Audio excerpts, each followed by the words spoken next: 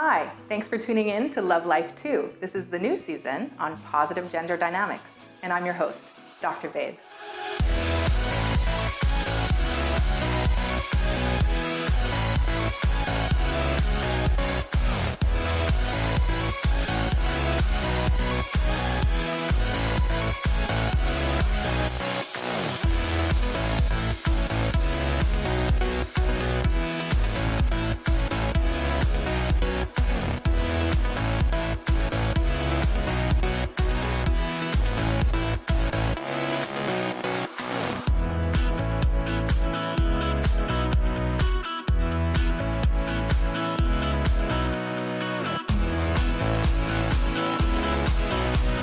Today's episode is called Just Friends, and we'll be looking at what happens when men and women enter into platonic relationship. In fact, how do they end up there in the first place? So today's guests are Stephanie Spute from Conscious Cayman and Charlito from Charlito's Greenhouse. And the two of you are working together on this project with Conscious Cayman, is that correct? Yeah. Pretty much I came in as Yogini Spute, and Charlito came in from Charlito's Greenhouse. Okay. And then we ended up putting our efforts together to create Conscious Cayman, because he, in his own right, is trying to implement a community or garden and all of that at his farm. And then I wanted to create something that was more of an alternative opportunity for people to socialize in the community. Ah, okay. So Charlito's Greenhouse was separate, and then the two of you have sort of developed Conscious Cayman together. Well, Conscious Cayman is definitely hers. It's definitely hers, okay. But just the cooperation came from both of us, basically, to make it happen. You know, you gotta give props where props due. Mm-hmm. He has a lot of insight, and I value his input. So I had to kind of give him a label, just because society always requires a label for everything. So that's why he's co-director. Co-director. Yeah. So I liaise with him with a lot of things. It makes you feel like you can point fingers, but there's no staff. So. Right. Yes. Yeah, but basically that's how it came about. Was I just pretty much spoke to her about what I had in mind, and she spoke to me about what she had in mind, and we let that become something bigger than what we both could accomplish separately. Right, and you have this business relationship and also a friendship that goes back pretty far, it sounds like. Yeah, we went to kindergarten together. So that's a long time. So toddlers to grown people. Yeah, so we're going to get to the bottom of that and what that's been like for the two of you. But welcome to Love Life 2. Thank you. Great to have you on the show.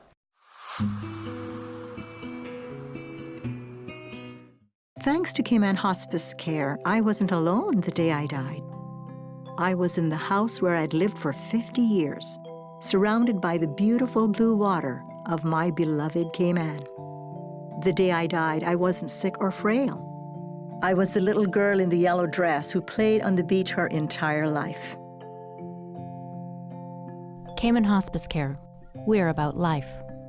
Visit caymanhospicecare.ky to donate. Hey, Hard, what's this? That's my resignation letter. You're resigning. Why? Because you're constantly ignoring me. You're half as active as you used to be, and you eat stuff like this. You've been putting me under a lot of pressure lately. That's why I'm ready to quit. I forgot. I'll do better. Please, don't quit on me. Okay, but remember, it's not what you say. It's what you do. Listen to your heart. Don't let it quit on you. Let's go for a walk. Uncontrolled high blood pressure could lead to a stroke, heart attack, or death. Get yours to a healthy range before it's too late.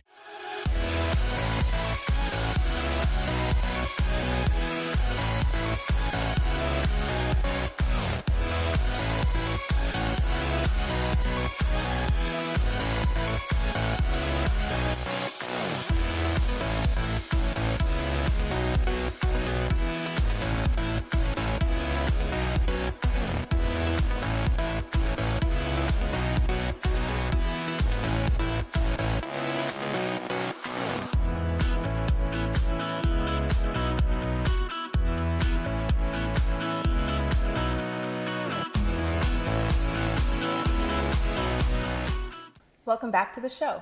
We're talking to Steph and Charlito about how men and women really maintain platonic relationships, and in this case, at work or in a working relationship, and also you've been friends for a long time. Mm-hmm. So I'm interested, Charlito, in regards to being friends with a woman, and in this case, a very attractive woman. I mean, what is that like? Do you think that's possible for men to be friends with attractive women? Very, very possible. I think, and when I speak from my own experience.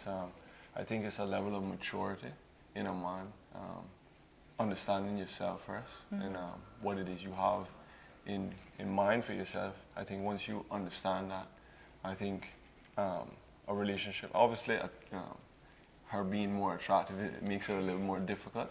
You're allowed to blush, by the way. It's okay. You know, but yeah, I think it's a level of maturity in yourself to understand that yes, she's attractive. You know, obviously there's other things you would probably expect the relationship to go, or places you expect the relationship to go. But What do you mean by that? no, I mean like basically, you know, her attraction, her look will make your mind wander into something else. But that's you know, natural. yeah, basically. So So how do you reel it back in, like when you're? it's the maturity. It's the idea of what the relationship is about. It's about, I wouldn't say business, but I think it's about a bigger vision that we have in mind for what we're doing. And I think the main focus is that is not our personal feelings for each other. I think it's more about what we want to accomplish for the community. So I think that's how we pretty much, well, that's how I maintain it. And I think that's it's a level of maturity, I would say. Yeah. I mean, I definitely think it takes someone who's mature to respect boundaries, but I wonder if they're intentional. You know, do you kind of set those boundaries at the outset? Do you say, you know, well, you know, this is a non-sexual relationship, or does it just happen that way? I don't know, Steph, what do you think? What was the experience like for you? I think from connecting back with him, you know, and talking about our goals and stuff like that, we ended up creating more of a bond in terms of a friendship. So we got to the point where we understood each other's goals and understood each other's past as well. So we valued the space that was there.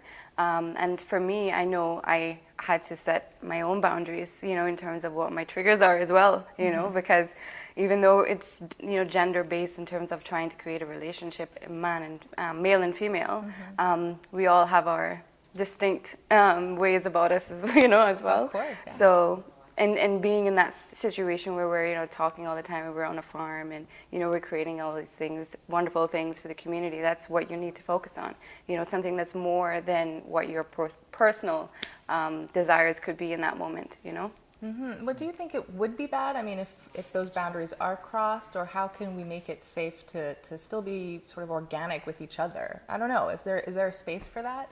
I feel that I'm completely authentic with him. I'm totally open and honest with him. In fact, we've spoken about a lot of personal things in terms of like our relationships with other people as well. So I think we are as open as, from my perspective, as I could possibly be with him.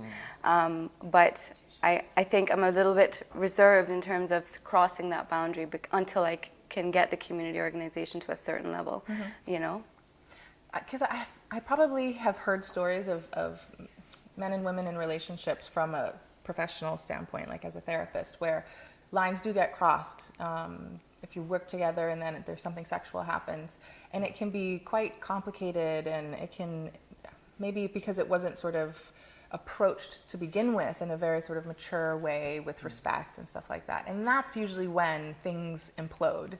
But I find that if you've known each other for a long time, if you have respect, you have a sort of a shared goal, I would assume the communication is really quite good between the two of you. What do you think, Charlie? Well, yeah, to touch on basically what you both said, I think what it is, the level of curiosity is kind of a lot less, because being that we've known each other for so long, there are, I guess, less boundaries that you're curious about. So whereas I would want to know this person a little bit more personally, even though we're in business together per se, I've known her so long, there's a lot less that I'm curious about, so it allows me to focus more as well. I think when you're entering something with somebody completely, you don't know them at all, I think you attempt to try to get to know them a lot more personal, and then that opens up the gates to, you know, could I be with this person, or, you know, could we do a relationship? Well, that brings up sort of the idea of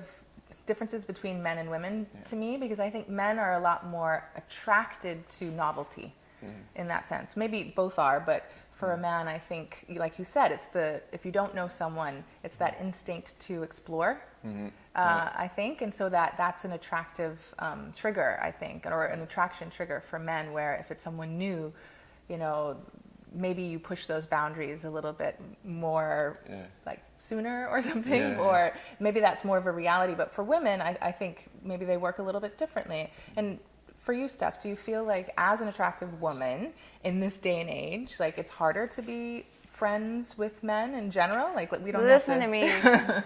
I've worked with so many people, like, and in so many situations where men always just want to cross the border. You know, like they just want to make The sure. border. Like, yeah, like there is not even a boundary. There is a border. Like stay over there. You know. But yeah, so I've been in situations where I've had to, you know, and even political situations where I've had to say that's not appropriate. You know. So I think in this day and age, a lot of people, they cross whether they intentionally want to or not, you know, because, you know, accidents happen, but then you put yourself in that position, you know, to understand not putting yourself into a position where that could potentially happen, you know, and then they try to like cover it up, you know, and try to pretend in the same scenario, which makes it psychologically a bit harder, you know, to socialize with other people when no one really knows what's going on, you know. So I think you have to know yourself. You have to know what your triggers are, you know, and set up your boundaries and make sure that, you know, you live with integrity, you know. So if you aren't willing to possibly risk your goals being, I don't know, crumbled or whatever, then you've got to make sure you stick to it. Yeah. You know? I mean, in my work environment, there's one male, and he's kind of on his own project. So it's all women. So I don't really have to worry about that so much. It's only when I, you know, interact with companies or whatever, where I might have a very short, brief meeting. So I've never really had the experience of working alongside a man, but I would assume that there's just something natural about combining the energies between masculine and feminine, especially when you have a shared goal, when you're working together on something as big as Conscious K-Man, right? And so if it was just one or the other, I would think that there would be something missing almost. And so it's hard to sort of recognize the utility of that, and yet still, you know, I guess we have to be honest about that being intimate, for lack of a better word. I think that's the best way to describe it, is just that meeting of the minds can be very intimate. And so it brings up the issue of intimacy and what is allowed. What do we allow to sort of evolve between men and women, even in a platonic sense? And how can we be intimate and it doesn't have to be sexual? Yeah, because even in this situation, like there's been times where like I'm worried about what other people are gonna say, or how are they gonna feel, or what if we do this, or what if I say this, you know? And he's just there like, don't worry about it, you know, like keeping me calm, you know. Grounded, you're the grounded person. Yeah, I mean, people talk, you know, people get curious about, you know, what is that new thing happening there, you know, they develop their own idea of what they think it is. And you can't let too much of that outside stuff affect you, because then you start to readjust yourself around, you know, what you're after, and then you realize how much you take away from it by being so concerned about what other people think. So yes, they will say what they want, but, you know, being that we've been so straight up with each other, we know exactly what the situation is, so can't really let that affect, you know, going after what we're after. And I think it's the same thing too with setting the boundaries as well. I don't think that should be something very vocal. I think that should be something within yourself, because if you make that a lot more vocal, it kind of allows the other party to kind of be more restricted, not to say, well, okay, well, that's what she thinks, or that's what he thinks this is about. And then you kind of get more reserved, and you don't get to the full potential of what it is you're after. So I think setting the boundaries are a good thing, but let it be more personal. And the idea of it, just let it happen, kind of. Let it flow. Yeah, you know, just don't put it out there. I think we force things quite often, Yeah. and that can sometimes restrict us or, you know, limit our relationships. Yeah. So we're just going to take a quick break, but I really like where this conversation's going, so hold that thought. We'll be right back on Love Life 2.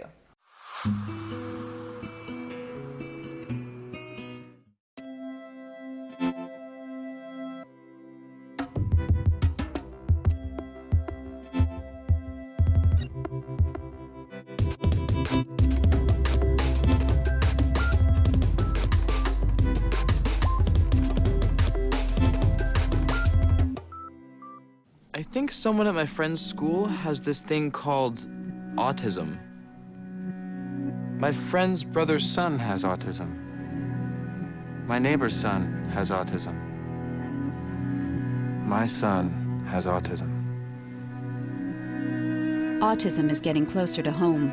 Today, 1 in 68 children is diagnosed with autism. That's about a 30% increase in 2 years. Learn more at autismspeaks.org/signs. They say that when you're facing extreme danger, your life flashes before you. If you think that's sad, consider facing it before you even have enough life to flash before your eyes. Deaths and injuries can be prevented by using the right car seat. Visit safercar.gov/the-right-seat to know what is appropriate for each age and size.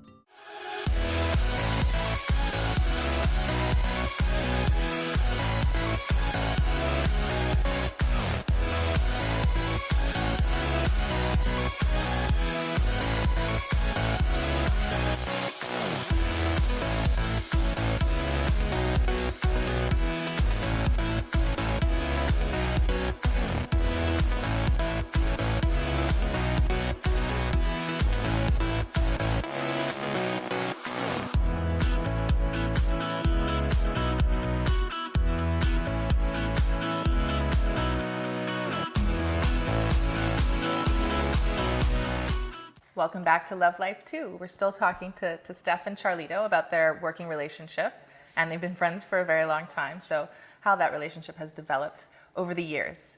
So I wanted to kind of start from the beginning again about what is friendship? Like, how do you define what friendship is? Like, when we're talking about men and women being friends, because I think some people have a different definition of what that means.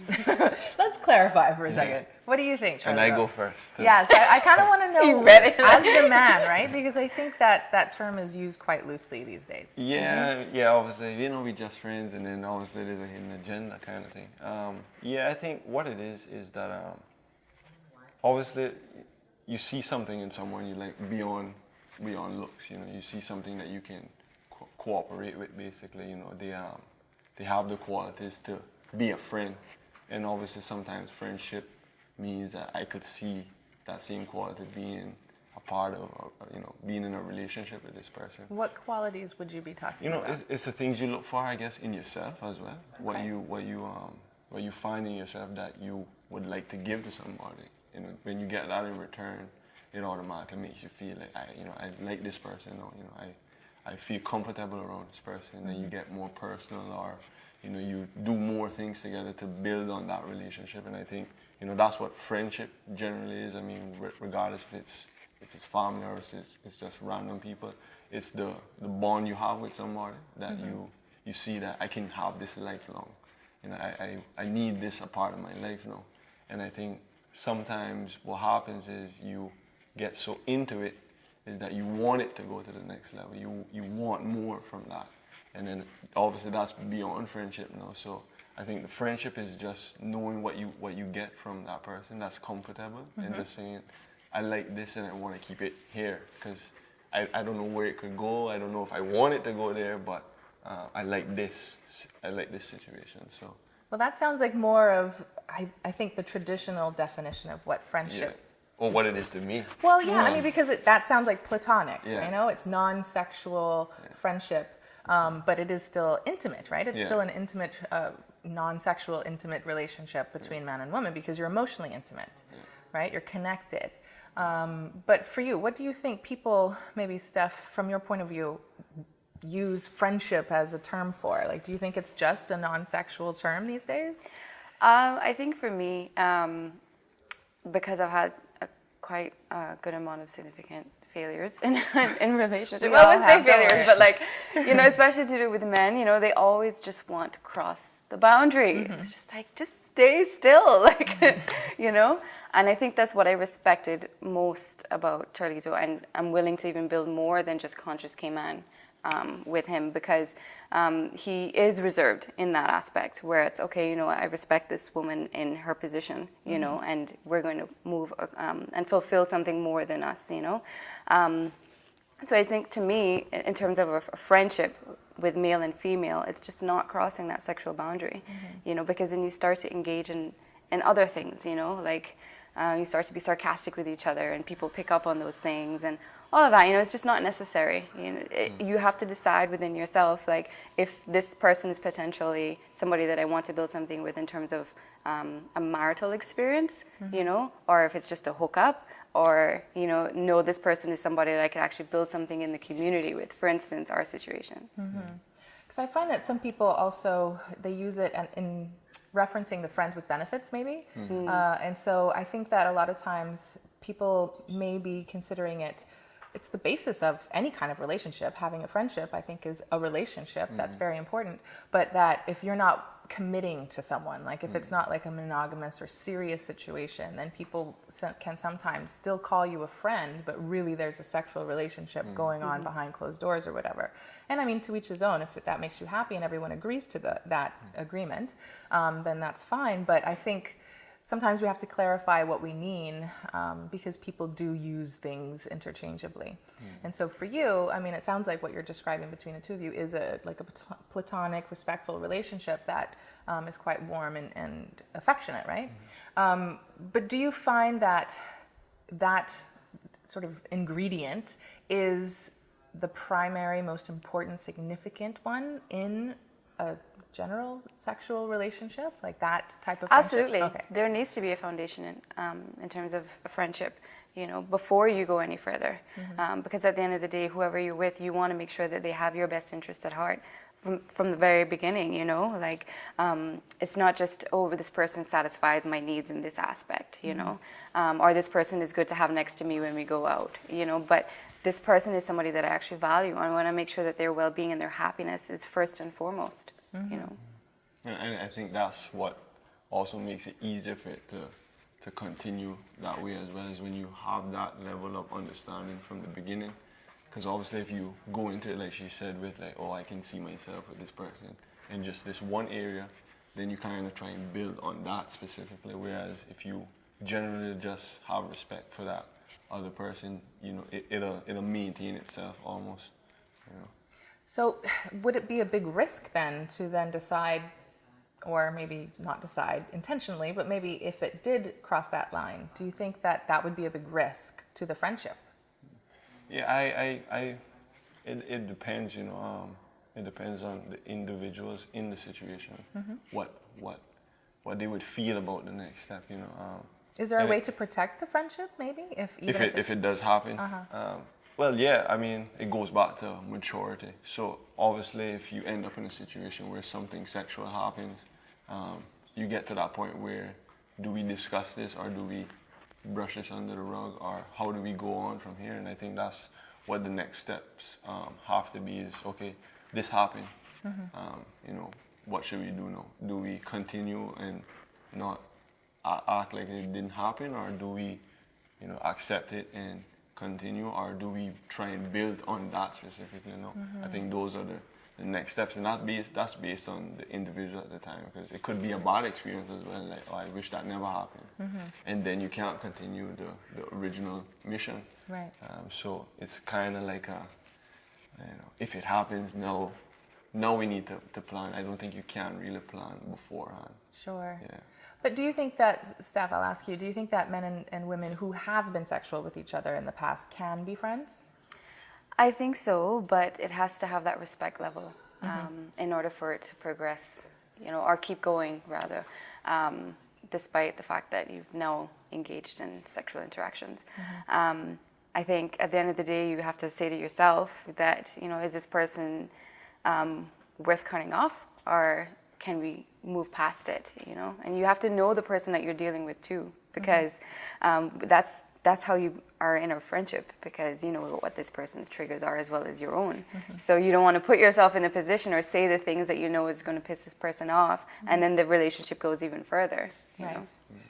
I was just speaking with a friend before the show, and we were talking about the example of when you're dating someone, like you're in a regular girlfriend-boyfriend relationship, and you have platonic male or female friends, or you assume you have platonic male or female friends, or they do. How do you handle that, you think? Like, as a woman, if you have a relationship? Man, let me tell you something. Yes. This is one of the most difficult things, because even when I try to have friendships with men, the women in their lives get very territorial, you know, and then you see the cut eyes come in, or like the attitude, or they start restricting the access for the man to hang out or talk, you know, and it's like, listen to me, brethren, I just here, I just chilling, you know, like I have no malintentions. Exactly. I think that's both ways. Yes? I think that is both ways. Obviously, if you are in a relationship and it's a successful relationship, your significant other knows what you're capable of, knows your qualities. So for instance, if it's a man and you have female friends, she knows what you are to her. So she knows what you can be to someone else. So it's kind of uncomfortable at times, right? Sure. You know, because you get to thinking like, you know, I know how he can charm me. You know, how can, you know, what can she get from this? So it's like, Yes. I don't trust that, you know. And I think that's now a thing where understanding your other, your significant other, knowing that I know what he is, or I know what she is, and I know they know when to stop, or they know where the cutoff is, because I'm that important to them. Right. You know what I mean? And it's a sort of a catalyst for jealousy, right? And I think it's a mirror for our insecurities and how do we manage those insecurities Jealousy is ourselves. Yeah, it's not, you can't prevent all jealousy, and I think a little bit of that is good, because then it keeps you investing in your significant other, so you're not going to take them for granted or be complacent. But I do think that oftentimes there is that sort of desire to want to control your significant other by restricting their access. And that's my next point. Like, you don't have control over anyone but yourself. And if this person finds the need to stray, so to speak, then you just have to let them do that. You know, clearly if this person valued and respected you, they wouldn't put themselves in the position in order for that to happen. Right. You know, so if they feel like they're going to go out and they want to explore, then you go ahead and you do that, because I'll be over here doing my thing, you know? Yes. So you have to trust that that person is going to value you, and if they don't, then you just move on, you move past it, you know, allow them to live their life as well. Trust is so important, and that comes from the maturity, the respect as well, I would think. But yeah, I think there's so many gray areas in regards to the male-female relationships, even when they're platonic, because you may think of each other as, even though you're just friends, and so if you're dating someone, that's where that trigger for jealousy can come up. So it's kind of where you're putting your emphasis. Is it the friendship or the relationship? Right. And that shows itself. And I think knowing that you can have different connections, different intimacies with people, and still not be straying, that it doesn't mean that you're disrespecting anyone. Yeah. Well, I think that we've covered a bunch on this topic today, so I really appreciate the two of you joining us on Love Life too. No problem. Thank you. So maybe men and women can be platonic, even if they are attracted to each other. Or maybe there's still time to decide. Sex may happen, but maybe the relationship can grow after that. It is still intimacy, and what's important is to be true to yourselves. So thanks for tuning in. Make sure to come back for the next episode of Love Life 2.